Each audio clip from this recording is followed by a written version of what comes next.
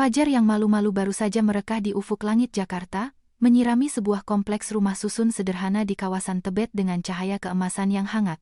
Di dalam sebuah unit apartemen kecil berdinding putih, aroma nasi goreng yang baru matang dan kopi hitam pekat yang berasal dari dapur memenuhi setiap sudut ruangan, menciptakan ilusi semu akan kehangatan rumah tangga. Kartika, dalam balutan daster katun sederhana yang warnanya sudah sedikit pudar, bergerak lincah di antara kompor gas dan meja makan. Tangannya yang terampil membolak-balik nasi di wajan, menambahkan sejumput garam, dan meletakkan 2 lembar roti tawar ke dalam pemanggang. Semua ini dilakukannya dalam keheningan yang telah menjadi sahabatnya selama 2 tahun terakhir. Ini adalah ritual paginya, sebuah tarian tanpa musik yang ia persembahkan untuk satu-satunya penontonnya yang jarang bertepuk tangan suaminya, Dimas. Ketika Dimas keluar dari kamar tidur, aroma parfum mahal yang tajam langsung mengalahkan wangi masakan Kartika. Ia mengenakan kemeja biru tua yang disetrika licin dan celana bahan hitam dengan garis setrika yang sempurna, melekat pas di tubuhnya. Sepatu kulitnya mengilap seperti cermin. Ia adalah perwujudan kesuksesan. Seorang manajer pemasaran yang sedang naik daun di sebuah perusahaan raksasa bernama Wijaya Group. Ia melirik sekilas ke meja makan, sedikit mengernyitkan dahi saat melihat nasi goreng. Nasi goreng lagi? Tanyanya. Nada suaranya datar, lebih terdengar seperti pernyataan daripada pertanyaan. Tidak ada ucapan terima kasih, tidak ada senyum selamat pagi. Kartika hanya tersenyum tipis, sebuah senyuman yang terlatih untuk tidak menunjukkan luka di hati. Maaf, Dimas. Kukira kamu suka. Kemarin kamu bilang rasanya enak sekali, jawabnya lembut, sambil menuangkan kopi ke cangkir favorit suaminya. Dimas mendengus pelan, menarik kursi dan duduk. Enak bukan berarti aku mau makan ini setiap hari, Tika, sesekali, buatlah sarapan yang lebih modern. Seperti roti panggang dengan alpukat dan salmon asap, atau sereal impor yang mahal. Kamu tahu kan? Makanan orang-orang di kantorku. Gara-gara ini, aku jadi kelihatan seperti orang susah. Ia menyendok nasi goreng dengan malas, seolah sedang melakukan tugas berat. Kartika tidak menjawab apa-apa. Ia hanya duduk di seberang Dimas, menyesap teh panasnya dalam diam. Seperti inilah pagi mereka setiap hari. Dimas dengan dunianya yang gemerlap penuh status dan citra, dan Kartika dengan dunia yang ia ciptakan untuk dirinya sendiri di dalam apartemen ini, dunia kesederhanaan yang terpaksa. Dimas tidak pernah tahu bahwa wanita yang duduk di hadapannya, yang sering ia sebut sebagai gadis desa lugu, bisa membeli seluruh perusahaan agrobisnis dan jaringan toko roti hanya dengan satu panggilan telepon. Dia tidak tahu bahwa Wijaya Group, tempat di mana ia bekerja mati-matian untuk menaiki tangga karier, adalah milik wanita yang sarapannya kini ia cemooh. Kartika Wijaya, satu-satunya pewaris kerajaan bisnis mendiang Baskoro Wijaya, telah dengan sengaja melepaskan mahkotanya. Ia lelah dengan dunia yang hanya melihatnya sebagai koper berjalan berisi rupiah. Kenangan pahit dari masa lalu terpatri di benaknya, seperti luka bakar yang tak pernah sembuh. Beberapa tahun sebelum bertemu Dimas, ia menjalin hubungan dengan seorang pria bernama Stanley. Stanley adalah pria menawan dengan tutur kata manis yang mampu meluluhkan gunung es. Dia memuja Kartika, atau lebih tepatnya, memuja saldo rekening banknya. Tanpa ragu, ia meminta mobil sport model terbaru sebagai hadiah ulang tahun atau jam tangan mewah sebagai tanda cinta. Kartika, yang saat itu masih naif dan mendambakan kasih sayang tulus, memberikan segalanya. Puncaknya adalah ketika Stanley melamarnya. Kartika begitu bahagia, merasa akhirnya menemukan seseorang yang mencintainya apa adanya. Mereka merencanakan pernikahan yang megah. Namun, seminggu sebelum hari besar itu, Kartika tidak sengaja mendengar percakapan telepon Stanley dengan temannya. Tentu saja aku akan menikahinya. Begitu aku resmi jadi suaminya, separuh kekayaan Wijaya akan menjadi milikku. Setelah itu, kita bisa bersenang-senang sepuasnya. Wanita membosankan seperti dia hanya cocok untuk dikuras uangnya. Dunia Kartika runtuh. Ia segera membatalkan pernikahan, mengusir Stanley dari hidupnya, dan memutuskan untuk bersembunyi. Ia muak dengan pria yang mendekatinya dengan motif tersembunyi. Ia rindu menjadi Tika saja, bukan Kartika Wijaya. Maka, dimulailah penyamarannya. Ia membeli sebuah unit apartemen di kawasan kelas menengah, jauh dari hiruk-pikuk pusat kota. Ia mengubah penampilannya, menyembunyikan semua pakaian desainer dan perhiasan mewahnya di dalam lemari rahasia. Ia mulai hidup seperti orang biasa, bekerja paruh waktu di sebuah toko buku kecil di lingkungan itu. Di sanalah ia bertemu Dimas. Saat itu, Dimas hanyalah seorang staf pemasaran biasa yang mampir untuk mencari buku. Ia tampak begitu ambisius, penuh semangat, dan matanya berbinar saat berbicara tentang mimpinya. Ia tidak tahu siapa Kartika. Ia hanya melihat seorang penjaga toko buku yang sederhana. Ia mendekatinya dan merayunya, menjanjikan masa depan yang cemerlang. Bagi Kartika, itu seperti seteguk udara segar. Dimas mencintai Tika, si gadis sederhana, bukan Kartika sang pewaris tahta. Setidaknya, begitu pikirnya. Jadi, ketika Dimas melamarnya, Kartika menerima dengan penuh harap. Ia memutuskan untuk melanjutkan penyamarannya. Ia ingin memastikan bahwa cinta Dimas benar-benar tulus. Ia akan memberitahu Dimas siapa dirinya suatu hari nanti, pada saat yang tepat, ketika ia yakin Dimas mencintainya tanpa embel-embel nama Wijaya. Sebelum menikah, ia hanya meminta satu hal. Ia ingin Dimas pindah kerja. Ia tidak ingin ada kemungkinan identitasnya terbongkar secara tidak sengaja. Namun, Dimas menolak mentah-mentah. Aku sudah berjuang keras untuk mendapatkan posisiku di Wijaya Group, Tika. Itu perusahaan impian semua orang. Aku tidak akan melepaskannya. Kartika, yang tidak ingin terlihat memaksa dan menimbulkan kecurigaan, akhirnya mengalah. Ia hanya bisa berharap bahwa Dimas, yang hanya seorang manajer tingkat menengah, tidak akan pernah berurusan langsung dengan jajaran direksi atau pemilik perusahaan. Setelah 2 tahun menikah, harapan Kartika perlahan memudar. Dimas berhasil naik jabatan menjadi manajer senior, tetapi sikapnya terhadap Kartika memburuk. Semakin tinggi jabatannya, semakin ia merasa Kartika adalah beban. Ia mulai malu mengakui Kartika sebagai istrinya di hadapan rekan-rekannya yang glamor. Ia sering pulang larut malam dengan alasan rapat, dengan sedikit aroma parfum wanita lain di kemejanya. Ia menjadi semakin perhitungan, memberinya uang belanja bulanan dalam jumlah yang pas-pasan. Padahal, gajinya sebagai manajer lebih dari cukup. Ia tidak tahu bahwa setiap bulan, Kartika harus diam-diam mentransfer sejumlah besar uang dari rekening pribadinya ke rekening bersama agar dapur tetap terisi dan tagihan terbayar. Aku berangkat. Suara Dimas membuyarkan lamunan Kartika. Ia sudah berdiri di ambang pintu, merapikan dasinya. Ia tidak menoleh. Tidak ada ciuman di kening atau pipi. Tidak ada pelukan hangat, hanya pemberitahuan singkat bahwa ia akan pergi. Kartika mengangguk. Hati-hati di jalan, Dimas. Setelah suara mobil Dimas menghilang di kejauhan, keheningan kembali menyelimuti apartemen. Kartika menatap piring nasi goreng Dimas yang hanya berkurang seperempat. Makanan yang tak habis itu terasa seperti simbol pernikahan mereka, sebuah persembahan yang tidak pernah benar-benar dihargai. Ia membawa piring itu ke dapur, merasakan matanya mulai perih. Kesabaran ada batasnya. Dan Kartika merasa, batas kesabarannya kini setipis benang. Ia menatap pantulan dirinya di jendela dapur. Seorang wanita berdaster pudar dengan wajah lelah. Itu bukan dirinya. Itu adalah karakter yang ia ciptakan, sebuah peran yang ia mainkan dengan begitu sempurna hingga ia hampir lupa siapa dirinya yang sebenarnya. Tapi hari ini, retakan pertama mulai muncul di topengnya. Ia bertanya-tanya, berapa lama lagi aku harus melanjutkan sandiwara ini? Berapa lama lagi aku harus menjadi bayangan di rumahku sendiri, sementara aku adalah matahari di perusahaan tempat suamiku mengabdi? Seminggu berlalu dalam rutinitas yang sama. Pagi yang hening, sarapan yang dikritik, dan malam yang sepi. Kartika menjalani hari-harinya seperti robot, hatinya mati rasa.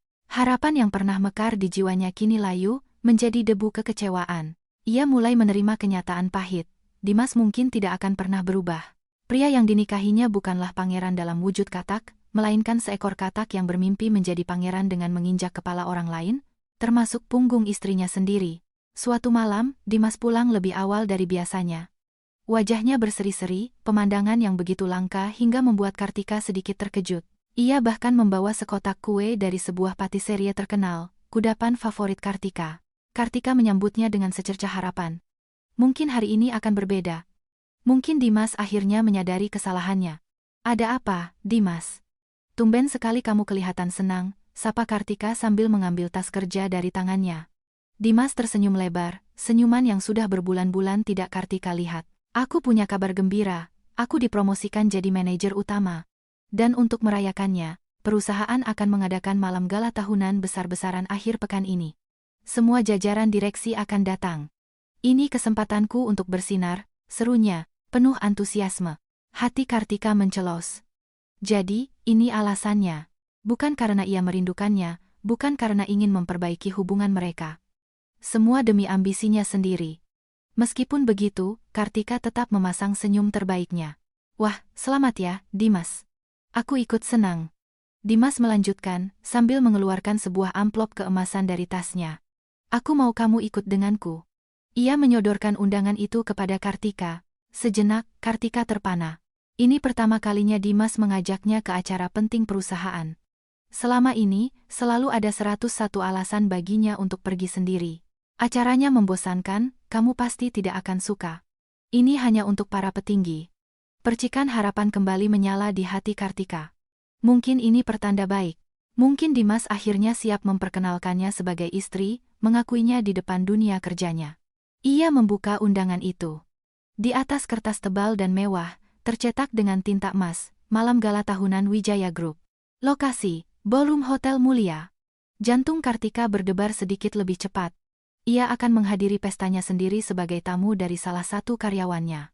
Ironi ini terasa begitu pahit. Tentu, aku mau ikut, Dimas. Terima kasih sudah mengajakku, kata Kartika dengan suara tulus. Senyum di wajah Dimas sedikit memudar, digantikan oleh ekspresi serius. Ia duduk di sofa, memberi isyarat agar Kartika duduk di sebelahnya. Ada beberapa hal yang perlu kita bicarakan.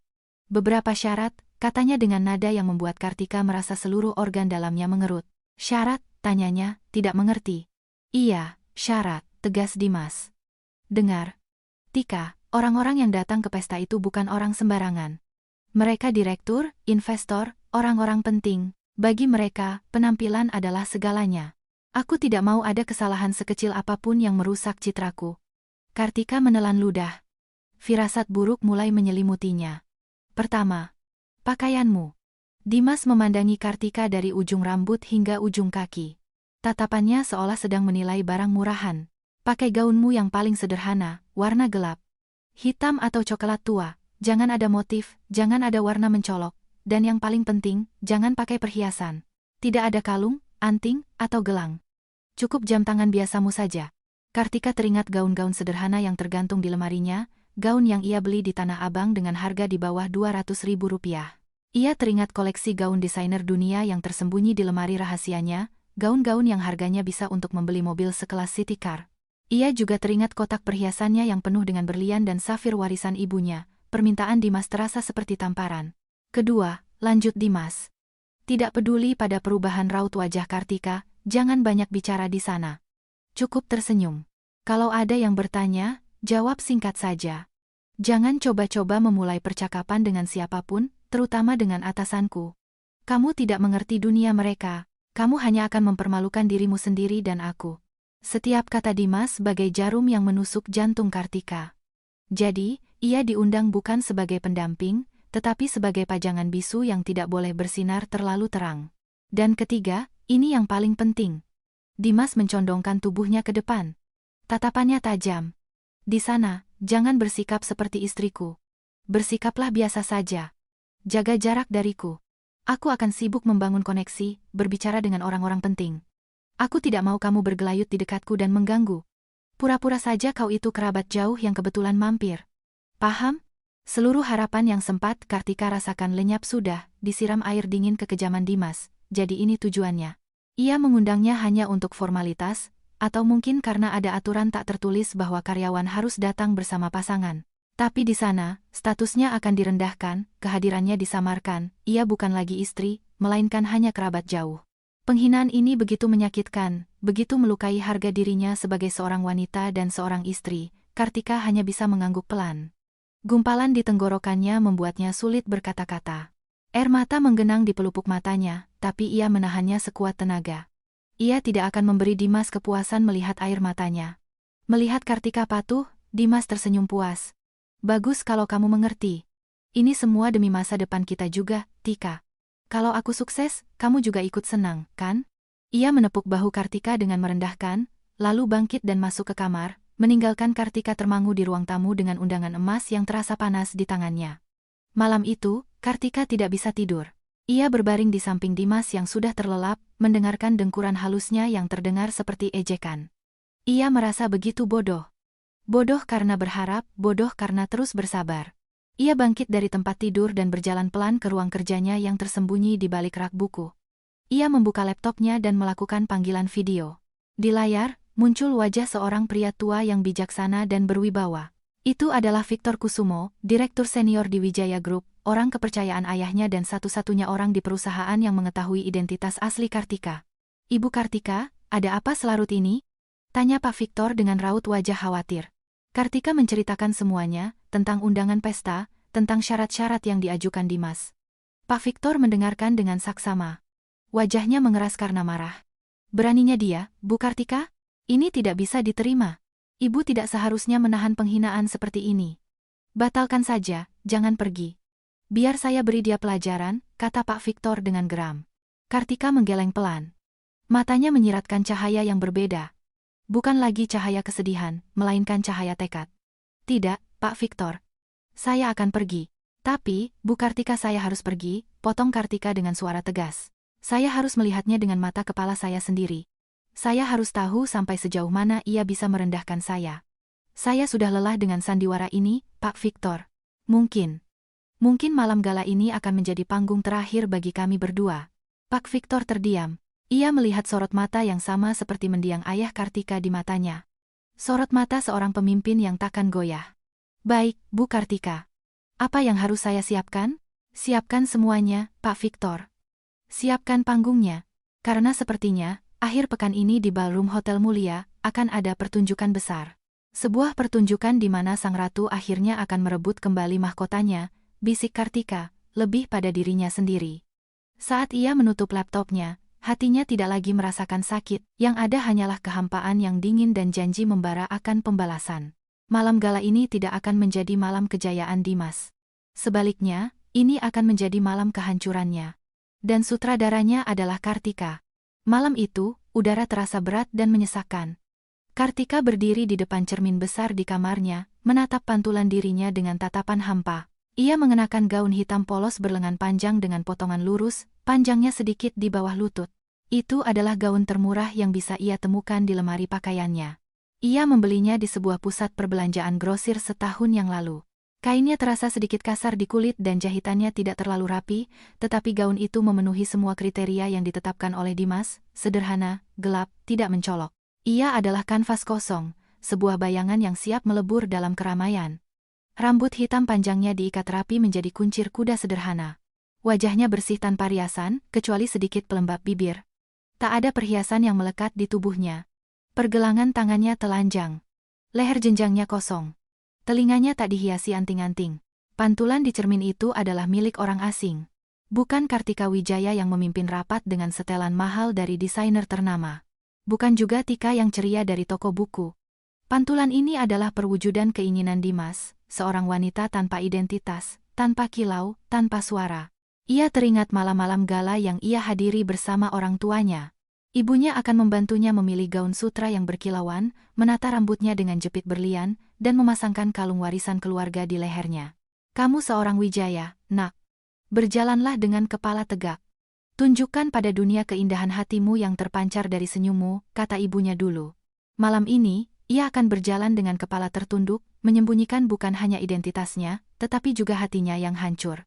Kamu sudah siap? Suara Dimas terdengar dari ambang pintu. Ia sudah tampil sempurna dalam setelan jas hitam mahal, terlihat sangat tampan dan berwibawa. Ia mengamati Kartika dari atas ke bawah. Sebuah anggukan kecil menandakan kepuasannya. Penampilan Kartika sempurna, dalam artian tidak akan menarik perhatian siapapun. Bagus. Ayo berangkat, jangan sampai terlambat. Perjalanan ke hotel terasa seperti perjalanan menuju tiang gantungan. Dimas fokus menyetir, sesekali tersenyum menatap layar ponselnya. Kartika yakin ia sedang berkirim pesan dengan Sandra, merencanakan malam kemenangannya. Sementara Kartika hanya menatap keluar jendela. Lampu-lampu kota berkelip seperti ribuan mata yang mengawasinya. Saksi bisu dari drama yang akan segera dimulai. Ia tidak merasa gugup atau takut. Anehnya, ia merasakan ketenangan yang dingin, seolah hatinya telah membeku, tak mampu lagi merasakan sakit. Malam ini bukanlah akhir baginya, melainkan sebuah awal. Awal dari kebebasannya. Hotel Mulia Senayan yang berbintang 5 berdiri megah di kawasan Jakarta Selatan. Lobi utamanya penuh sesak dengan orang-orang berbusana malam. Gelak tawa dan denting gelas terdengar di mana-mana. Dimas menyerahkan kunci mobilnya kepada petugas valet dan berjalan masuk lebih dulu, tanpa menunggu Kartika. Kartika mengikutinya dari belakang, menjaga jarak beberapa langkah seperti yang diperintahkan.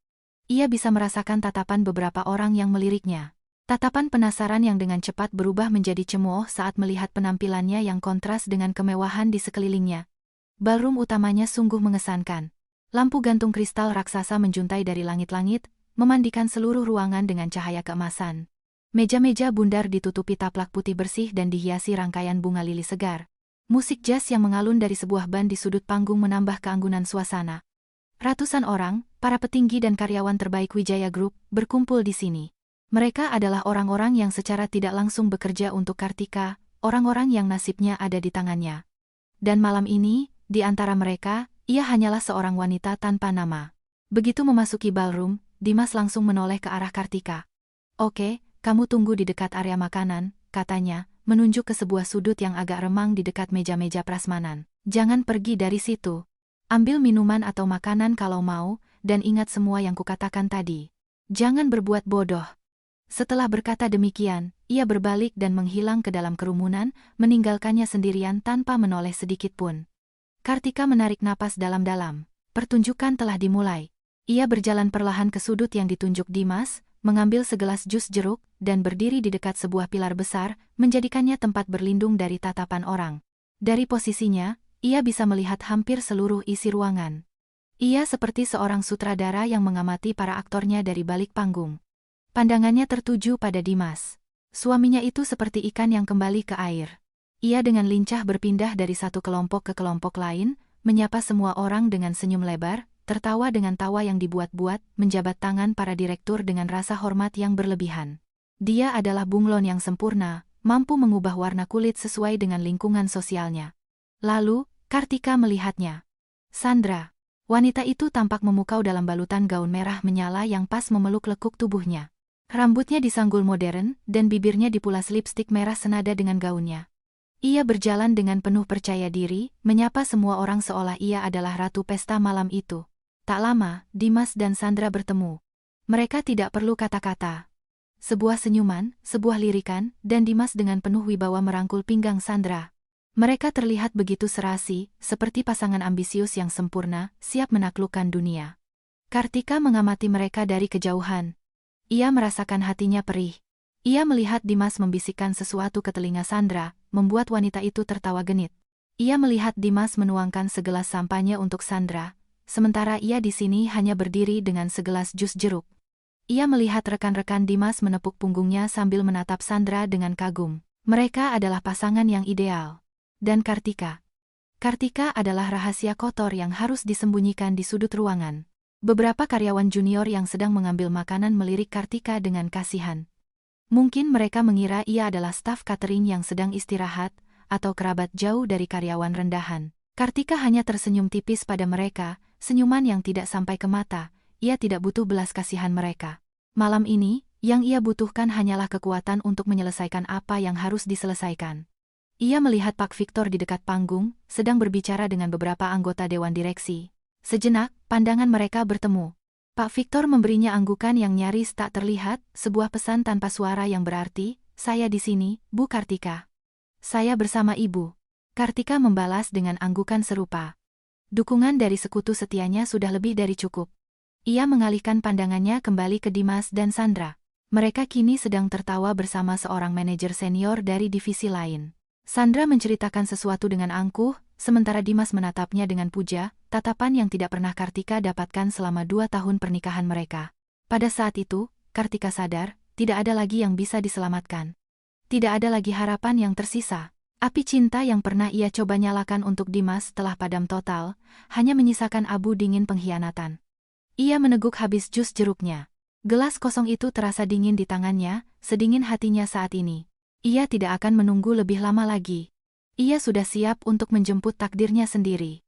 Musik jazz yang tenang menjadi lagu pengiring drama yang tak terlihat oleh kebanyakan orang. Pesta telah mencapai puncaknya. Semua orang tenggelam dalam obrolan, tawa, dan denting gelas sampahnya. Dimas merasa seperti raja dunia.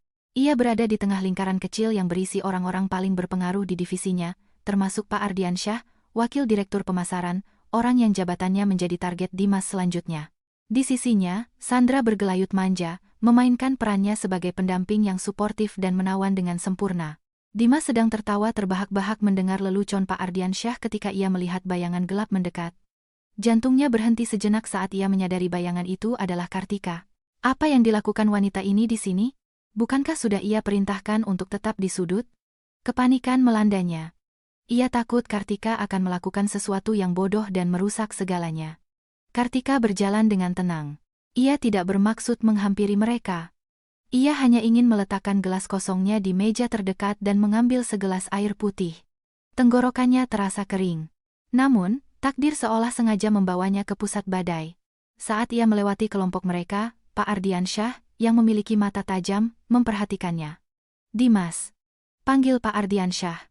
Suara beratnya menghentikan tawa mereka. "Siapa wanita sederhana ini? Sepertinya saya belum pernah melihatnya." Semua mata kini tertuju pada Kartika. Ia berhenti, berdiri canggung di bawah sorotan tatapan penasaran mereka. Ia bisa merasakan tatapan tajam Sandra, penuh kebencian dan kemenangan. Ini adalah momen penentuan bagi Dimas. Ia bisa saja mengatakan yang sebenarnya, "Ini istri saya." Atau ia bisa berbohong dengan elegan, "Ini kerabat jauh saya." Tapi kesombongan dan kekejaman telah meracuni akalnya. Ia melihat ini sebagai sebuah kesempatan, bukan ancaman. Kesempatan untuk menunjukkan seberapa tinggi ia telah naik, seberapa jauh ia telah meninggalkan dunia lamanya, dan sekaligus merendahkan Kartika hingga ke titik terendah. Senyum sinis tersungging di bibir Dimas. Ia menatap Kartika dengan pandangan jijik, seolah melihat serangga yang menjijikkan. "Oh, Pak Ardiansyah," katanya dengan nada ringan dan santai, seolah membicarakan hal sepele. "Ini Kartika." Ia berhenti sejenak, membuat semua orang menunggu. Lalu, dengan suara yang cukup keras agar semua orang di sekitarnya mendengar, ia melanjutkan, "Dia pembantu saya. Dia rajin sekali. Kebetulan mampir untuk membantu jika ada yang dibutuhkan." Waktu seolah berhenti. Musik jazz tiba-tiba terdengar sumbang. Udara di sekitar Kartika menipis, membuatnya sulit bernapas. "Pembantu." Kata itu bergema di kepalanya, menghantam kesadarannya seperti palu godam. Jadi, inilah dirinya di mata Dimas? Bukan istri, bukan pasangan hidup, bahkan bukan kerabat jauh. Ia hanyalah seorang pembantu. Semua pengorbanannya selama 2 tahun, kesabarannya, cinta tulusnya, semuanya direduksi menjadi satu kata yang menghinakan ini. Beberapa orang di kelompok itu tertawa canggung. Pak Ardiansyah mengangkat alis, tampak sedikit terkejut, tetapi tidak berkata apa-apa. Sandra, sebaliknya, tersenyum penuh kemenangan. Senyumnya begitu lebar, begitu puas, seolah ia baru saja memenangkan lotre terbesar dalam hidupnya. Ia menatap Kartika dengan superioritas yang begitu kentara, menikmati setiap detik penderitaan wanita di hadapannya. Kartika tidak merasakan apa-apa selain rasa dingin yang menusuk tulang. Hatinya yang sudah retak kini hancur berkeping-keping, menjadi debu. Tak ada lagi yang perlu diselamatkan, tak ada lagi yang perlu diperjuangkan. Seolah penghinaan itu belum cukup, Dimas memutuskan untuk menusukkan belati terakhir tepat di jantung Kartika. Ia menarik Sandra lebih dekat, merangkul pinggangnya erat, dan mencium pipinya dengan mesra. "Sebenarnya, Pak Ardiansyah, saya ingin menggunakan kesempatan ini untuk memperkenalkan seseorang yang sangat istimewa bagi saya." Ia menatap Sandra dengan tatapan cinta yang palsu. "Perkenalkan, Sandra, calon istri saya." Ledakan kedua. Jika kata pembantu adalah palu godam, maka frasa calon istri saya adalah bom atom yang melenyapkan sisa-sisa perasaan Kartika. Ia tidak hanya menyangkalnya, ia menggantikannya. Dan semua itu ia lakukan di depan umum, di atas panggung sandiwara yang ia ciptakan sendiri. Ia telah menghapusnya dari kehidupannya seolah ia tidak pernah ada. Kartika menatap wajah Dimas, wajah pria yang pernah ia cintai dengan tulus. Wajah pria yang tidur di ranjang yang sama dengannya setiap malam. Ia mencari setitik penyesalan, setitik rasa bersalah, tapi ia tidak menemukan apa-apa. Yang ia temukan hanyalah ambisi buta dan kekosongan yang mengerikan. Lalu ia menatap Sandra, wanita yang dengan bangga merebut suaminya dan kini tersenyum angkuh seperti pemenang. Kartika tidak menangis, tidak berteriak. Ia tidak akan memberi mereka kesenangan itu. Sebaliknya, sesuatu di dalam dirinya bangkit. Sesuatu yang telah tertidur sangat lama. Seekor singa betina yang terluka parah, yang kini membuka matanya, menyala-nyala dengan amarah yang dahsyat. Rasa sakit telah berubah menjadi kekuatan. Penghinaan telah menjadi bahan bakar. Dengan punggung yang tegak dan kepala terangkat tinggi, Kartika menatap lurus ke mata Dimas. Ia tidak mengatakan apa-apa. Tatapannya sudah cukup dingin, tajam, dan penuh janji. Janji akan pembalasan. Dimas, melihat tatapan itu sejenak, merasa sedikit terintimidasi, tetapi dengan cepat menepis perasaan itu, menganggapnya hanya tatapan kosong dari wanita lemah yang kalah. Tanpa sepatah kata pun, Kartika berbalik dan berjalan menjauh dari kelompok itu. Langkah-langkahnya mantap dan terukur. Kerumunan seolah memberinya jalan, merasakan aura dingin yang terpancar darinya. Ia tidak kembali ke sudutnya. Ia berjalan lurus ke sebuah koridor sepi yang menuju ke toilet dan area servis. Setiap langkahnya adalah sebuah keputusan. Langkah pertama, mengakhiri pernikahannya. Langkah kedua, mengakhiri penderitaannya. Langkah ketiga, memulai pembalasannya. Di koridor sepi itu, ia akhirnya bersandar di dinding. Ia tidak menangis. Ia hanya memejamkan mata, membiarkan semua rasa sakit mengalir keluar dari dirinya, berubah menjadi energi baru. Energi kemarahan. Ia mengeluarkan ponselnya dari tas kecilnya. Tangannya tidak gemetar. Dengan jemari yang mantap, ia mengetik sebuah pesan singkat kepada satu-satunya orang yang bisa ia percaya. Pesannya hanya terdiri dari 2 kata, dikirimkan kepada Pak Victor. Waktunya tiba. Koridor itu terasa dingin dan sunyi, kontras dengan keriuhan dan kehangatan palsu di ballroom. Kartika bersandar pada dinding marmer yang licin, merasakan kesejukannya menembus kain tipis gaunnya, tetapi itu tak mampu mendinginkan api yang membara di dadanya. Pesan singkat itu telah terkirim. 2 kata yang akan mengubah segalanya. Waktunya tiba. Sebuah frasa sederhana yang merupakan deklarasi perang. Sejenak ia membeku. Tubuhnya bergetar hebat bukan karena takut, melainkan karena gelombang emosi yang akhirnya menjebol bendungan kesabaran yang telah ia bangun selama 2 tahun. Penghinaan dari Dimas menjadi batu terakhir yang meruntuhkan bendungan itu, dan kini arusnya membanjiri jiwanya. Ia membekap mulutnya dengan telapak tangan, meredam isak tangis pertama yang akhirnya meledak dari tenggorokannya. Air mata mengalir deras, panas dan penuh rasa sakit. Ini bukan tangisan wanita lemah yang meratapi nasibnya. Ini adalah tangisan duka. Ia menangisi dirinya sendiri, Tika yang naif, yang begitu mendambakan cinta tulus hingga rela menutup mata pada semua pertanda buruk. Ia menangisi pernikahannya, sebuah bangunan indah yang ternyata didirikan di atas fondasi pasir kebohongan dan ambisi. Ia menangisi kenangan-kenangan kecil yang dulu ia anggap manis, yang kini terasa seperti racun. Saat pertama kali Dimas memujinya, saat ia menggandeng tangannya di taman, saat ia mengucapkan janji suci di hadapan Tuhan, semuanya palsu. Semuanya adalah bagian dari skenario besar di mana ia hanyalah properti pendukung. Setiap kata yang diucapkan Dimas di ballroom tadi berputar di kepalanya seperti kaset rusak. Kata-katanya begitu kejam, begitu tajam, merobek sisa-sisa harga dirinya hingga tak bersisa. Dimas tidak hanya mengkhianatinya, ia telah membatalkan eksistensi Kartika sebagai istrinya. Ia telah menghapusnya. Di mata Dimas dan dunianya, Kartika tidak lebih dari bayangan, debu yang tak terlihat. Tangisnya semakin menjadi, tubuhnya perlahan merosot ke lantai yang dingin. Ia memeluk lututnya, membiarkan dirinya hancur untuk yang terakhir kalinya di koridor sepi ini. Ia membiarkan semua rasa sakit, semua kekecewaan, semua kemarahan yang terpendam, keluar bersama air mata itu. Ia perlu mengosongkan dirinya dari semua racun ini sebelum ia bisa diisi kembali dengan sesuatu yang lain, sesuatu yang lebih kuat. Ia teringat ayahnya, Mendiang Baskoro Wijaya, seorang pria yang keras, namun berhati lembut seperti sutra. Tika, putri ayah, kata ayahnya suatu hari, air mata bukanlah tanda kelemahan. Air mata adalah cara jiwa kita membersihkan lukanya. Setelah selesai menangis, bangkitlah, jadilah lebih kuat dari sebelumnya. Karena itu akan membuktikan bahwa kamu adalah seorang penyintas. Malam ini, ia adalah seorang penyintas. Ia telah selamat dari badai pengkhianatan terbesar dalam hidupnya. Perlahan, tangisnya mereda. Air mata berhenti mengalir. Yang tersisa hanyalah jejak basah di pipi dan rasa perih di mata. Ia mengangkat kepalanya, menatap pantulan dirinya yang kabur di lantai marmer yang mengilap. Apa yang ia lihat bukan lagi wajah seorang korban. Apa yang ia lihat adalah kemarahan murni, dingin, dan sangat terkonsentrasi. Rasa sakit telah bermetamorfosis, berubah dari cairan panas yang membakar menjadi balok es yang tajam. Ia tidak akan lagi menjadi Tika yang lembut dan penurut. Wanita itu telah mati di ballroom, dibunuh oleh kata-kata suaminya sendiri. Yang bangkit dari kematiannya adalah Kartika Wijaya, sang pewaris, sang pemimpin, sang ratu yang telah terlalu lama menyembunyikan mahkotanya. Dimas ingin melihat wanita sederhana. Akan ia tunjukkan.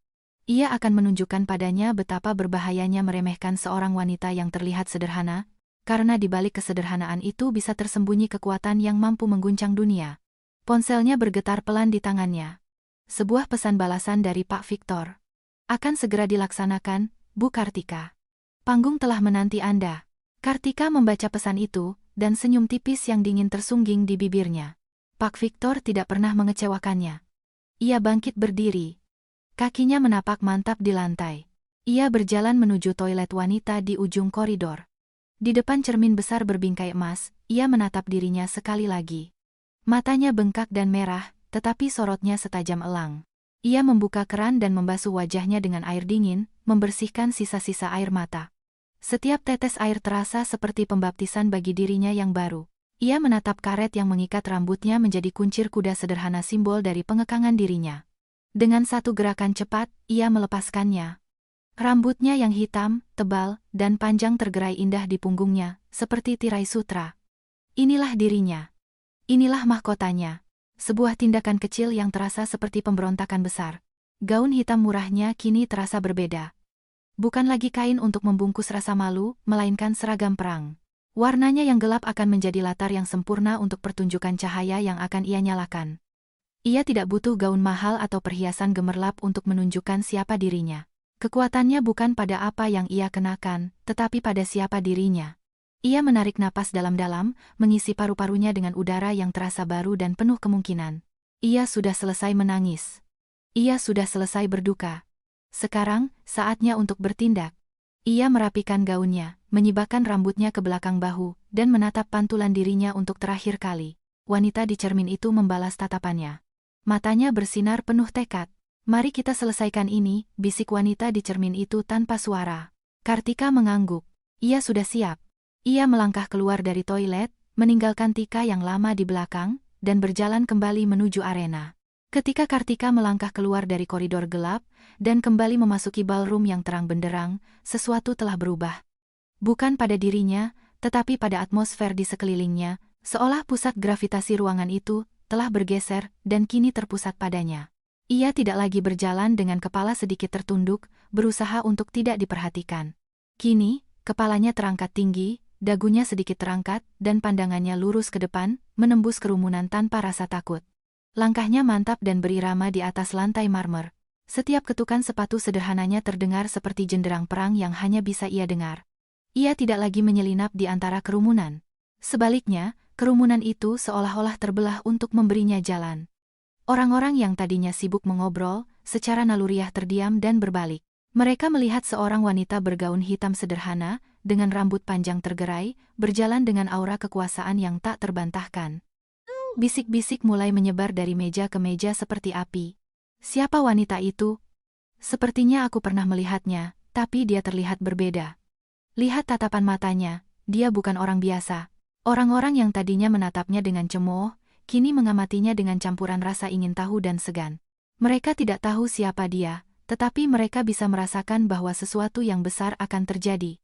Dari seberang ruangan, Dimas melihatnya.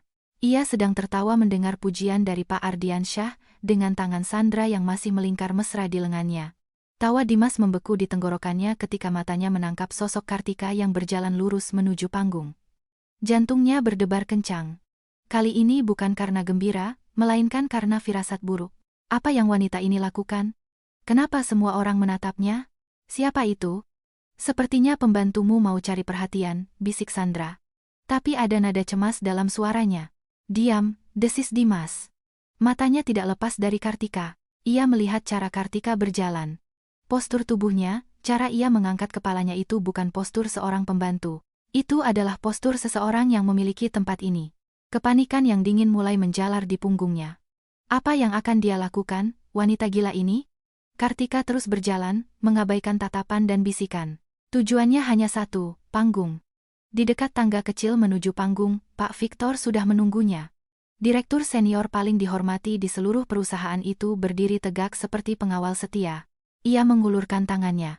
Semua sudah siap sesuai perintah Ibu, Bu Kartika, bisik Pak Victor pelan. Suaranya mantap dan penuh hormat. Terima kasih, Pak Victor. Anda tidak tahu betapa berartinya dukungan Anda malam ini, balas Kartika.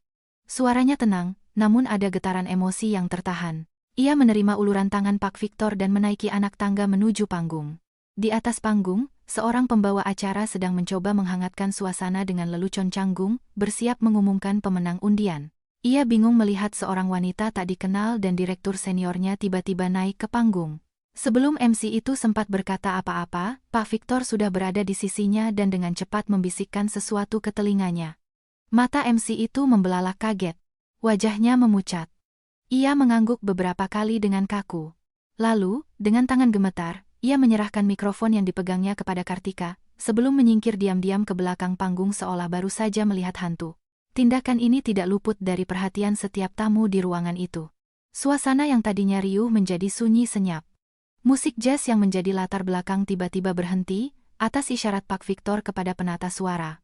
Kini, satu-satunya suara adalah dengungan pelan pendingin ruangan. Ratusan pasang mata tertuju pada satu titik pada wanita misterius bergaun hitam yang kini berdiri sendirian di tengah panggung dengan mikrofon di tangan. Lampu sorot yang tadinya menerangi seluruh ruangan perlahan meredup, menyisakan satu berkas cahaya terang yang terfokus tepat pada Kartika, menjadikannya satu-satunya titik bercahaya di lautan kegelapan. Di tengah kerumunan, Dimas membeku. Dunianya seolah berhenti. Ia tidak mengerti apa yang terjadi. Kenapa Kartika ada di panggung? Kenapa Pak Victor membantunya? Kenapa seluruh acara berhenti karenanya? Sandra di sebelahnya juga ikut memucat. Cengkeramannya di lengan Dimas menguat. Senyum kemenangan di wajahnya telah lenyap, digantikan oleh ekspresi kebingungan dan ketakutan. Kartika terdiam sejenak di atas panggung, membiarkan keheningan menyelimuti ruangan. Ia menarik napas dalam-dalam. Pandangannya menyapu seluruh wajah yang mengamatinya. Wajah-wajah bingung, penasaran, dan beberapa seperti Dimas dan Sandra penuh kengerian yang mulai tampak. Ia bisa merasakan detak jantungnya sendiri kuat dan stabil. Ia tidak lagi gemetar. Ia tidak lagi takut. Ini adalah arenanya. Ini adalah kerajaannya. Dan malam ini, sang ratu telah kembali untuk menduduki tahtanya. Ia perlahan mengangkat mikrofon ke bibirnya. Keheningan di ballroom begitu pekat, seolah semua orang menahan napas, menanti kata pertama yang akan meluncur dari bibir wanita itu. Pertunjukan yang sesungguhnya akan segera dimulai. Keheningan di ballroom itu mutlak, begitu padat seolah suara itu sendiri telah dipaksa keluar dari ruangan. Ratusan orang manajer, direktur, karyawan terbaik kini terpaku di tempat mereka. Semua tatapan mereka terkunci pada satu sosok di atas panggung, sosok seorang wanita bergaun hitam sederhana yang memegang mikrofon dengan ketenangan yang menakutkan. Di bawah sorotan lampu, ia tidak lagi tampak seperti wanita biasa. Ia tampak seperti seorang hakim yang siap membacakan vonisnya. Kartika menarik napas perlahan.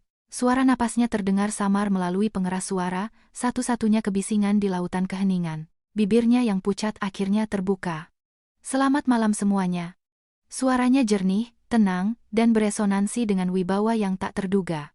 Suara itu menyebar ke seluruh penjuru ruangan, menyentuh setiap orang dan memaksa mereka untuk mendengarkan.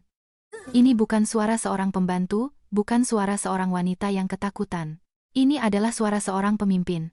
Di tengah kerumunan, Dimas merasakan keringat dingin mengalir di pelipisnya.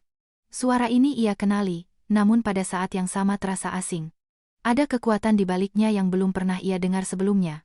Sandra di sebelahnya mencengkeram lengannya begitu erat hingga terasa sakit. Matanya terbelalak ngeri. Terima kasih telah meluangkan waktu untuk menghadiri malam gala tahunan Wijaya Group malam ini, lanjut Kartika dengan nada profesional yang sopan. Malam ini adalah waktu untuk merayakan pencapaian kita bersama. Pencapaian yang tidak akan mungkin terjadi tanpa dedikasi dari Anda semua, dan tentu saja, tanpa visi dari para pendiri perusahaan ini. Ia berhenti sejenak, membiarkan kata-katanya meresap. Para direktur senior yang duduk di meja depan saling berpandangan, bertanya-tanya siapa wanita ini yang berani berbicara seolah ia adalah tuan rumah acara. Saya tahu, mungkin banyak dari Anda yang tidak mengenali saya, kata Kartika. Pandangannya kini menyapu seluruh ruangan, berhenti sejenak di setiap wajah, sebelum akhirnya mendarat dan terkunci pada Dimas. Dimas merasa tatapan itu menelanjanginya, merobek semua kebohongan dan kepalsuannya. Selama ini, saya memilih untuk hidup sederhana, jauh dari sorotan. Saya ingin melihat perusahaan ini dari sisi yang berbeda. Saya ingin merasakan denyut nadinya dari bawah. Dan yang terpenting, saya ingin mencari ketulusan di dunia yang sering kali dibutakan oleh kemewahan. Jantung Dimas berdebar semakin kencang, begitu kencang hingga ia takut orang di sebelahnya bisa mendengarnya. Firasat buruk yang tadinya hanya mengendap-endap kini telah menjadi monster yang mencengkeram lehernya. Tidak mungkin. Ini tidak mungkin. Kartika mengangkat dagunya sedikit lebih tinggi. Cahaya lampu sorot menerangi wajahnya, menonjolkan ketegasan yang telah lama ia sembunyikan di balik senyum lembut. Inilah saatnya. Tak ada jalan untuk kembali. Nama saya adalah Kartika Wijaya. Gemuruh bisikan kolektif menyapu ruangan. Wijaya. Nama itu adalah nama keramat di perusahaan ini. Beberapa direktur tua yang pernah bekerja langsung di bawah Baskoro Wijaya mencondongkan tubuh ke depan. Mereka menyipitkan mata, mencoba mengenali wajah wanita itu, dan kemudian, Kartika menjatuhkan bom yang sesungguhnya. Putri dari almarhum Bapak Baskoro dan Ibu Marina Wijaya, para pendiri perusahaan ini. Dan selama 2 tahun terakhir, setelah kepergian mereka, saya adalah pemilik tunggal dan Chief Executive Officer dari Wijaya Group. Jika keheningan sebelumnya terasa padat, keheningan yang mengikuti pernyataan ini terasa seperti lubang hitam yang menyedot semua udara dan suara. Untuk sepersekian detik, tidak ada yang bergerak, tidak ada yang bernapas. Kemudian, kenyataan menghantam mereka semua sekaligus. Suara gelas sampahnya yang jatuh dari genggaman seseorang dan pecah berkeping-keping di lantai memecah keheningan, dan setelah itu, ballroom meledak dalam lautan bisikan riuh. Kartika Wijaya, putri Pak Baskoro? Dia masih hidup, CEO. Jadi selama ini kita dipimpin olehnya? Tapi penampilannya. Para direktur senior yang tadinya bingung kini mengubah ekspresi mereka secara drastis, dari kaget menjadi pengenalan, lalu menjadi rasa hormat yang tak terbatas. Sekarang mereka melihatnya bayangan karisma Baskoro Wijaya dalam tatapan tajam Kartika. Namun, bagi satu orang di ruangan itu, kata-kata Kartika bukanlah sebuah pengungkapan, melainkan sebuah eksekusi. Bagi Dimas, dunia berhenti berputar. Lantai di bawah kakinya seolah terbelah dan menelannya ke dalam jurang kegelapan tanpa dasar. Kartika Wijaya. Pemilik, CEO. Kata-kata itu berdengung di telinganya, menghancurkan setiap sel di otaknya. Wanita yang sarapannya ia cemooh setiap pagi. Wanita yang uang belanjanya ia jatah dengan perhitungan. Wanita yang di belakang punggungnya ia sebut kampungan dan bodoh. Wanita yang baru beberapa menit lalu ia perkenalkan sebagai pembantunya di hadapan atasannya, adalah atasan dari atasannya. Ia adalah pemilik dari segala sesuatu yang ia perjuangkan dengan begitu mati-matian. Wajahnya menjadi seputih kertas. Napasnya tercekat di tenggorokan. Kilasan-kilasan memori menyerangnya tanpa ampun. Saat Kartika memintanya pindah kerja dari Wijaya Group dan ia menolak mentah-mentah.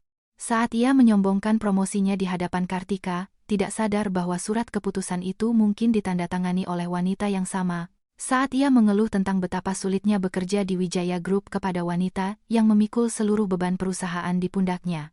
Kebodohannya, kesombongannya, semuanya terasa begitu monumental, begitu kosmik. Ia merasa seperti semut terkecil di alam semesta yang baru saja mencoba meludahi matahari. Ia menoleh ke arah Sandra. Wanita itu menatapnya dengan ngeri. Wajahnya sama pucatnya. Di matanya, tidak ada lagi cinta atau kekaguman, yang ada hanyalah kebencian murni. Kamu tidak tahu? Bisiknya gemetar. Dimas hanya bisa menggeleng lemah. Sandra melepaskan tangannya seolah terbuat dari bara panas, lalu mundur selangkah, menciptakan jarak di antara mereka. Kapal mereka telah karam bahkan sebelum berlayar, dan kini masing-masing mencoba menyelamatkan diri. Di atas panggung, Kartika tetap tenang, membiarkan informasi itu dicerna oleh semua orang. Ia seperti seorang ratu yang baru saja mengumumkan kehadirannya kepada rakyatnya. Ia membiarkan kebenaran itu menyebar, gelombang kejutnya meruntuhkan semua pilar kebohongan yang telah dibangun Dimas. Matanya yang telah menyapu ruangan kembali terfokus pada satu titik pada suaminya. Ia melihat wajah pucat Dimas, tatapan kosongnya, dan tubuhnya yang sedikit terhuyung. Ia tidak merasakan kemenangan. Ia merasakan kelegaan yang dingin. Akhirnya, topeng itu terlepas. Akhirnya, semua ini berakhir. Setelah membiarkan kebenaran menggantung di udara selama beberapa saat yang terasa seperti keabadian, Kartika kembali mengangkat mikrofon. Suaranya yang tenang segera memotong dengungan bisikan di ballroom, sekali lagi menarik semua perhatian kembali padanya.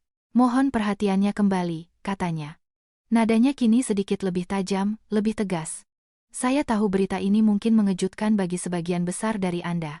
Tapi percayalah, tidak ada yang lebih terkejut malam ini selain saya sendiri. Matanya tidak lepas dari Dimas. Saya terkejut menemukan standar moral seperti apa yang berlaku di antara beberapa karyawan di perusahaan yang orang tua saya bangun dengan darah dan keringat.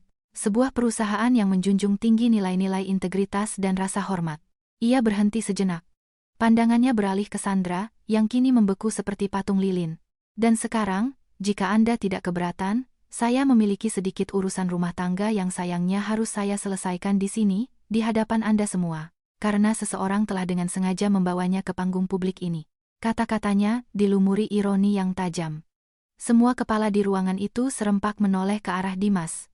Dimas merasa seperti binatang yang terpojok. Ratusan pasang mata menatapnya, menghakiminya. Ia ingin lari, ingin menghilang, tetapi kakinya seolah terpaku di lantai. Dimas, panggil Kartika. Namanya sendiri, diucapkan dengan suara dingin. Kartika melalui pengeras suara, terdengar seperti kutukan, silakan maju ke depan. Itu bukan permintaan, itu adalah perintah. Dimas tidak bergerak, tubuhnya menolak untuk patuh. Pak Ardiansyah, yang berdiri di sebelahnya, menatapnya dengan jijik sebelum bergeser menjauh, memberikan jalan. Melihat Dimas tidak bergerak, Kartika melanjutkan. Oh, tidak perlu. Biarkan saya yang menghampiri Anda dengan kata-kata. Ia menggenggam mikrofon lebih erat. Dimas, seorang manajer pemasaran yang saya dengar sangat sukses. Pria yang sangat ambisius, yang rela melakukan apa saja demi kemajuan karirnya. Dan juga, seorang suami. Kata suami ia ucapkan dengan penekanan yang membuat semua orang menahan napas. Seorang suami yang begitu bangga dengan status barunya hingga ia malu pada istri yang telah menemaninya dari titik terendah. Seorang suami yang lebih memilih memperkenalkan istrinya sendiri sebagai, apa katamu tadi, Dimas? Ah ya, seorang pembantu. Rasa malu yang luar biasa membakar wajah Dimas. Ia bisa mendengar beberapa orang terkesiap kaget. Skandal ini jauh lebih buruk dari yang mereka bayangkan. Kau tahu, Dimas, lanjut Kartika. Suaranya kini sedikit melunak namun terdengar lebih mematikan. Aku bisa memaafkan banyak hal. Aku bisa memaafkan kesombonganmu. Aku bisa memaafkan caramu merendahkanku di rumah. Aku bahkan mungkin bisa mencoba memaafkan perselingkuhanmu. Pandangannya melesat sejenak ke arah Sandra, yang langsung menundukkan kepalanya. Tapi yang tidak akan pernah bisa kumaafkan, suara Kartika kembali mengeras. Penuh dengan kekuatan dingin adalah kau dengan sengaja menginjak-injak harga diriku, kehormatanku di depan semua orang hanya demi ambisi pribadimu yang busuk. Kau tidak hanya menghina aku, kau telah menghina institusi pernikahan, janji yang kau ucapkan di hadapan Tuhan. Tika. Sayang, aku. Dimas akhirnya menemukan suaranya, tetapi yang keluar hanyalah bisikan parau yang menyedihkan. Aku bisa jelaskan. Tidak ada yang perlu dijelaskan. Potong Kartika, suaranya menggelegar. Penjelasanmu sudah sangat jelas saat kau memperkenalkan wanita lain sebagai calon istrimu. Malam ini, kau telah menunjukkan wajah aslimu. Dan wajah seperti itu tidak punya tempat, baik di rumahku, maupun di perusahaanku.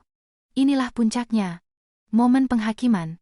Atas pelanggaran etika berat yang tidak bisa ditolerir, atas konflik kepentingan yang memalukan, dan atas tindakan amoral yang telah mencoreng nama baik Wijaya Group, pada saat ini juga, di hadapan semua orang yang menjadi saksi perbuatanmu, Kartika menatap lurus ke mata Dimas yang putus asa. Anda dipecat. Kata dipecat menggema di seluruh ruangan sebuah vonis final yang tak terbantahkan. Dimas terhuyung ke belakang, seolah baru saja menerima pukulan telak di wajah. Mimpinya, kariernya, masa depannya, semua runtuh dalam satu kalimat. Tapi Kartika belum selesai. Pandangannya kini tertuju pada Sandra, yang gemetar ketakutan. Dan Anda, Sandra, katanya dengan nada merendahkan. Perusahaan ini mencari karyawan yang berprestasi melalui kerja keras dan integritas, bukan melalui tipu muslihat dan kelihayan merusak rumah tangga orang. Ambisi Anda telah membutakan etos kerja Anda. Silakan temani calon suami Anda mencari pekerjaan di tempat lain. Anda juga dipecat. Vonis kedua telah dijatuhkan. Sandra menutup wajahnya dengan kedua tangan. Isak tangisnya mulai terdengar. Kartika memberi isyarat kecil ke belakang panggung. Keamanan. Seolah dikomando, dua petugas keamanan bertubuh tegap muncul dari sisi panggung dan berjalan dengan langkah cepat dan tegas menuju Dimas dan Sandra. Kerumunan secara otomatis terbelah, menciptakan koridor penghakiman. Tika, jangan, kumohon, Dimas mencoba memohon, mengulurkan tangannya. Beri aku kesempatan kedua. Tapi Kartika hanya menatapnya dengan dingin. Kesempatan keduamu sudah habis sejak lama, desisnya pelan, hanya untuk dirinya sendiri. Petugas keamanan tiba di hadapan Dimas dan Sandra. Mohon maaf, Bapak, Ibu, kami akan antar Anda ke pintu keluar, kata salah satu dari mereka dengan suara tegas namun sopan. Dimas dan Sandra tidak punya pilihan. Dengan rasa malu yang tak terhingga, diiringi oleh petugas keamanan, mereka berjalan melewati ratusan pasang mata yang menatap mereka dengan campuran cemooh, kasihan, dan jijik. Perjalanan aib mereka terasa tak berujung dan menyiksa. Isak tangis Sandra dan langkah gontai Dimas menjadi satu-satunya musik yang mengiringi kejatuhan mereka. Setelah pintu ballroom tertutup di belakang mereka, Kartika menatap kembali para tamunya. Ia menarik napas dalam-dalam, seolah mengembuskan semua energi negatif yang baru saja terjadi. Mohon maaf atas interupsi yang kurang menyenangkan tadi, katanya, suaranya kembali profesional. Sekarang, Mari kita lupakan drama yang tidak perlu ini dan lanjutkan perayaan malam ini untuk menghormati kerja keras Anda semua. Sejenak, ruangan itu hening. Semua orang masih terlalu terkejut. Kemudian, dari meja utama, Pak Victor bangkit dan mulai bertepuk tangan. Tepuk tangannya yang mantap memecah keheningan. Lalu, satu persatu, para direktur lain bangkit dan ikut bertepuk tangan. Dalam beberapa detik, seluruh ballroom meledak dalam tepuk tangan yang riuh dan membahana. Ini bukan lagi tepuk tangan formalitas. Ini adalah tepuk tangan yang penuh kekaguman dan rasa hormat kepada seorang ratu yang baru saja merebut kembali kerajaannya dengan cara yang paling dramatis. Kartika mengangguk kecil. Senyum tipis akhirnya tersungging di bibirnya. Pembalasan dendam memang terasa manis, tetapi kebebasan terasa jauh lebih manis. Pintu ballroom yang megah tertutup di belakang Dimas dan Sandra, dengan kejam melemparkan mereka kembali ke dunia nyata. Suara tepuk tangan meriah yang terdengar samar dari dalam terasa seperti tawa mengeyek atas kehancuran mereka. Mereka kini berdiri di lobi hotel yang sepi, di bawah cahaya lampu yang terasa terlalu terang, menelanjangi aib mereka. Dua petugas keamanan berdiri tak jauh, memastikan mereka benar-benar pergi. Sejenak, mereka terdiam. Syok masih membekap mereka begitu erat hingga kata-kata seolah membeku di tenggorokan. Yang pertama meledak adalah Sandra. "Ini semua salahmu," teriaknya. Suaranya serak dan penuh kebencian. Ia berbalik menghadap Dimas. Matanya yang dulu penuh puja kini menyala-nyala karena marah. "Pembantu? Calon istri? Kamu gila. Kamu menghancurkan segalanya. Kamu menghancurkan karierku, hidupku." Ia memukuli dada Dimas dengan kepalan tangannya yang mungil, tetapi pukulannya terasa lemah dan putus asa. Dimas, dengan pikiran yang masih kosong, hanya menerima pukulan itu tanpa bereaksi. Lalu, perlahan, rasa syok itu surut, digantikan oleh gelombang panik dan amarah yang tak kalah hebat. "Salahku?" desisnya, mencengkeram pergelangan tangan Sandra dengan kasar. "Kamu yang terus mendorongku. Kamu yang bilang aku harus menunjukkan siapa bosnya. Kamu menikmati setiap detik saat aku merendahkannya." Ia bahkan tidak bisa menyebut nama Kartika. "Aku tidak pernah menyuruhmu berbohong tentang istrimu sendiri yang ternyata CEO perusahaan, bodoh, kamu pria paling bodoh yang pernah kutemui," jerit Sandra, mencoba melepaskan tangannya. "Kamu bilang dia hanya gadis desa yang tidak punya apa-apa. Kamu bilang kamu akan segera menceraikannya. Semua bohong. Aku tidak tahu." Raung Dimas, suaranya menggema di lobi yang kosong. "Bagaimana aku bisa tahu? Dia menipuku selama 2 tahun. Dia menipuku." Ia mencoba mencari pembenaran, mencoba menyalahkan Kartika, tetapi bahkan di telinganya sendiri, alasan itu terdengar lemah dan menyedihkan. Pertengkaran sengit mereka yang penuh tuduhan menjadi tontonan bagi beberapa staf hotel yang lewat, tatapan mereka penuh rasa ingin tahu dan cemoh. Dimas dan Sandra, yang 1 jam lalu melangkah masuk ke hotel dengan kepala tegak dan penuh percaya diri, kini tampak seperti 2 gelandangan yang berebut sisa makanan. Cinta dan kekaguman yang mereka pamerkan ternyata hanyalah topeng tipis yang menutupi keserakahan dan ambisi mereka. Di bawah tekanan, topeng itu hancur berkeping-keping, menampakkan kebusukan di dalamnya. Dimas melepaskan cengkeramannya pada Sandra. Ia berjalan terhuyung-huyung menuju pintu keluar hotel. Sandra, yang masih terisak, mengikutinya. Di luar, udara malam yang segar terasa seperti tamparan. Dimas mencoba mengeluarkan ponselnya, berniat menelepon Kartika, memohon, menjelaskan, tetapi di layar hanya ada satu kata, diblokir. Ia mencoba menelepon dari nomor Sandra, panggilan itu langsung ditolak. Semuanya sudah berakhir. Benar-benar berakhir.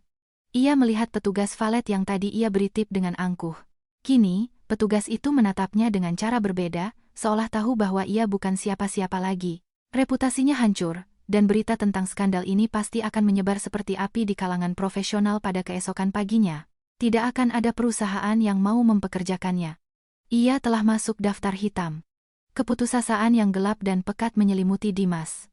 Ia tersandung dan jatuh berlutut di atas aspal yang keras. Segala yang telah ia bangun, segala yang ia impikan, lenyap dalam sekejap karena kesombongannya sendiri. Ia menundukkan kepalanya dan, akhirnya, menangis. Bukan air mata penyesalan, melainkan tangisan putus asa dari seorang pecundang yang telah kehilangan segalanya. Sandra hanya menatapnya dengan jijik sebelum berbalik dan berjalan pergi, meninggalkannya sendirian di tengah puing-puing kebohongan yang telah mereka ciptakan bersama. Sementara itu, di dalam ballroom, suasana telah berubah total. Setelah Dimas dan Sandra diusir, Kartika dengan cepat mengambil alih kembali kendali acara. Ia turun dari panggung dan langsung dikelilingi oleh para direktur. Bu Kartika, saya tidak tahu harus berkata apa, kata Pak Ardiansyah dengan wajah pucat karena malu. Saya minta maaf jika tadi saya tidak apa-apa, Pak Ardiansyah, potong Kartika dengan senyum tipis yang menenangkan. Anda tidak tahu apa-apa. Mari kita lupakan saja. Sikapnya yang berwibawa dan penuh pengampunan langsung memenangkan rasa hormat semua orang. Hingga akhir acara, Kartika dikelilingi oleh para petinggi perusahaan. Mereka yang tadinya hanya mengenalnya sebagai nama di atas kertas, kini berebut untuk memperkenalkan diri, melaporkan perkembangan, dan menjanjikan kesetiaan mereka. Kartika menangani semuanya dengan ketenangan dan kecerdasan yang luar biasa. Ia bisa mendiskusikan strategi pemasaran dengan Pak Ardiansyah, menganalisis laporan keuangan dengan Direktur Keuangan, dan berbicara tentang rencana ekspansi dengan Dewan Direksi. Dalam waktu kurang dari 1 jam, ia telah membuktikan bahwa ia bukan sekadar pewaris, tetapi seorang pemimpin yang kompeten dan visioner. Ketika malam akhirnya berakhir dan para tamu mulai pulang, Kartika berdiri di dekat pintu, menjabat tangan mereka sebuah gestur yang sering dilakukan ayahnya. Ia tidak lagi bersembunyi. Ia telah mengambil tempatnya yang sah. Anda melakukannya dengan sangat baik, Bu Kartika, suara Pak Victor terdengar di belakangnya. Pria tua itu menatapnya dengan mata berkaca-kaca, penuh kebanggaan. Ayah Anda pasti akan sangat bangga. Kartika tersenyum tulus. Terima kasih, Pak Victor. Saya tidak akan bisa melakukannya tanpa bantuan dan kepercayaan Anda. Apa rencana Ibu selanjutnya mengenai tempat tinggal? Tanya Pak Victor hati-hati. Kartika menatap keluar jendela, ke jalanan kota yang ramai. Apartemen kecil itu bukan rumah saya, Pak Victor. Itu adalah sebuah panggung. Malam ini, saya akan kembali ke rumah saya yang sebenarnya. Ia tidak kembali ke apartemen kecil di Tebet. Mobil yang telah disiapkan Pak Victor membawanya menyusuri jalanan yang familiar, menuju gerbang besi tempa yang megah di sebuah kawasan elit di Menteng. Gerbang itu terbuka perlahan, menampakkan jalan masuk pribadi yang panjang, diapit oleh taman-taman yang terawat sempurna. Di ujung jalan, berdiri sebuah rumah megah kediaman keluarga Wijaya, rumah tempat ia dibesarkan, penuh kenangan tawa dan kehangatan. Rumah yang telah ia tinggalkan selama lebih dari 2 tahun. Saat ia melangkah masuk, lampu-lampu di dalam rumah menyala secara otomatis, menyambut kembali sang nyonya. Lapisan debu tipis menutupi beberapa perabotan, tetapi rumah itu masih terasa megah dan hangat. Inilah rumahnya, inilah identitasnya yang sesungguhnya. Ia berjalan ke ruang keluarga, menatap potret besar orang tuanya yang tergantung di atas perapian. Mereka tersenyum padanya, seolah berkata, "Selamat datang kembali, putri kami." Kartika membalas senyuman mereka. Ia telah kembali sendirian, terluka, tetapi utuh dan bebas. 3 bulan telah berlalu sejak malam dramatis di acara gala tahunan Wijaya Group. Musim telah berganti, begitu pula kehidupan Kartika Wijaya. Ia tidak lagi bersembunyi. Sebaliknya, ia menyambut takdirnya dengan tangan terbuka, memimpin perusahaan keluarganya dengan keberanian dan visi yang mengejutkan banyak orang. Pagi itu, Kartika duduk di kursi utama meja rapat panjang di ruang dewan direksi yang didominasi oleh kaca dan kayu gelap. Ia mengenakan setelan celana biru tua yang dijahit khusus, rambutnya disanggul modern yang elegan. Di hadapannya, duduk para manajer puncak Wijaya Group, pria dan wanita parubaya dengan pengalaman puluhan tahun di dunia bisnis. Semua mendengarkan dengan saksama saat Kartika memaparkan rencananya untuk ekspansi ke pasar digital. Ia berbicara dengan lancar dan percaya diri, mengutip data dan statistik dari ingatan, menjawab setiap pertanyaan dengan tajam dan cerdas. Tak ada lagi jejak Tika yang pemalu dan penurut. Wanita di ruangan ini adalah seorang CEO sejati, seorang pemimpin alami. Ia berhasil mematahkan semua keraguan yang mungkin pernah ada. Dalam 3 bulan, ia tidak hanya mempertahankan stabilitas perusahaan, tetapi juga membawanya ke tingkat yang lebih tinggi. Setelah rapat yang produktif, Kartika kembali ke ruang kerjanya, sebuah ruangan luas di lantai teratas Menara Wijaya, dengan jendela dari lantai ke langit-langit yang menyuguhkan pemandangan 360 derajat kota Jakarta. Ini adalah bekas ruang kerja ayahnya, dan kini ia telah menjadikannya miliknya, dengan menambahkan sentuhan dekorasi yang lebih modern dan feminin. Di atas mejanya yang bersih dan rapi, tergeletak sebuah amplop coklat. Pak Victor masuk dan meletakkan sebuah map di sebelahnya. Dokumen terakhir dari pengacara, Bu Kartika. Semuanya sudah beres, katanya lembut. Kartika membuka amplop itu. Di dalamnya ada akta cerai yang telah disahkan oleh pengadilan. Ia dan Dimas telah resmi bercerai. Ia menatap dokumen itu sejenak. Tidak ada rasa sakit, tidak ada amarah, tidak ada penyesalan. Hanya perasaan lega yang luar biasa, seolah beban berat yang telah lama ia pikul akhirnya terangkat dari pundaknya. Mengambil pena, Ia menandatangani berkas-berkas yang diperlukan, sebuah tanda tangan yang secara simbolis menutup babak kelam dalam hidupnya. Ada kabar tentang mereka? Tanya Kartika pelan, sambil menutup map itu. Ia tidak terlalu peduli, tetapi sebagian kecil dari dirinya hanya ingin tahu. Pak Victor mengangguk. Berita tentang Dimas dan Sandra menyebar dengan cepat di industri ini. Tidak ada perusahaan besar yang mau mempekerjakan mereka. Karier mereka tamat. Menurut informasi yang saya dapat, Dimas terpaksa menjual mobilnya dan kembali tinggal bersama orang tuanya di kota kelahirannya. Sementara Sandra, terakhir terdengar ia bekerja sebagai administrator di sebuah perusahaan kecil, jauh dari dunia korporat glamor yang ia impikan. Kartika mendengarkan tanpa ekspresi. Nasib mereka adalah buah dari perbuatan mereka sendiri. Ia tidak merasa kasihan, tetapi juga tidak merasa senang. Mereka hanyalah orang asing dari masa lalunya, hantu-hantu yang tidak lagi memiliki kekuatan untuk menyakitinya. Biarlah. Itu bukan urusan kita lagi, katanya, menutup topik itu untuk selamanya. Malam itu, setelah menyelesaikan semua pekerjaannya, Kartika berdiri di dekat jendela besar ruang kerjanya. Matahari terbenam mewarnai langit Jakarta dengan gradasi oranye, merah, dan ungu yang indah. Kota di bawah kakinya berkelip dengan ribuan lampu yang mulai menyala, seperti lautan bintang buatan. Ini adalah kerajaannya bukan karena ia memilikinya, tetapi karena ia adalah bagian darinya, dan ia bekerja keras setiap hari untuk membuatnya lebih baik. Ia teringat pada Tika yang dulu, yang rela mengecilkan dirinya demi mendapatkan cinta dari seorang pria yang tidak pantas. Ia tersenyum pahit. Ia telah kehilangan seorang suami, tetapi sebagai gantinya ia menemukan sesuatu yang jauh lebih berharga, dirinya sendiri. Ia menemukan kekuatannya, kecerdasannya, dan harga dirinya yang sempat hilang. Ia belajar bahwa cinta sejati tidak akan pernah memintamu menjadi lebih kecil dari dirimu yang sebenarnya. Ia tidak tahu apa yang menantinya di masa depan. Mungkin suatu hari nanti ia akan menemukan cinta lagi, cinta yang tulus, yang dewasa, yang akan menghargainya sebagai Kartika Wijaya seutuhnya. Atau mungkin tidak, tapi untuk saat ini, itu tidak lagi penting. Ia sudah utuh. Ia bahagia dengan dirinya sendiri, dengan pekerjaannya, dengan kehidupan yang sedang ia bangun kembali dari puing-puing. Ia menatap cakrawala, di mana sisa-sisa cahaya matahari perlahan digantikan oleh kegelapan malam. Tapi Kartika tahu, di balik kegelapan itu, selalu ada fajar baru yang menanti. Dan untuk pertama kalinya dalam waktu yang sangat, sangat lama, ia siap menyambut fajar itu sendirian, dengan kepala tegak dan hati yang penuh harapan. Sang ratu telah kembali ke tahtanya. Bukan untuk memerintah, melainkan untuk melayani, untuk membangun. Dan yang terpenting, untuk menjadi cahaya bagi dirinya sendiri. Semoga cerita ini membangkitkan minat Anda pada isu-isu sosial. Jika Anda tersentuh, silakan berikan suka, tinggalkan komentar, bagikan, dan berlangganan saluran saya. Mari bersama-sama menyebarkan energi positif dan membela terang. Terima kasih.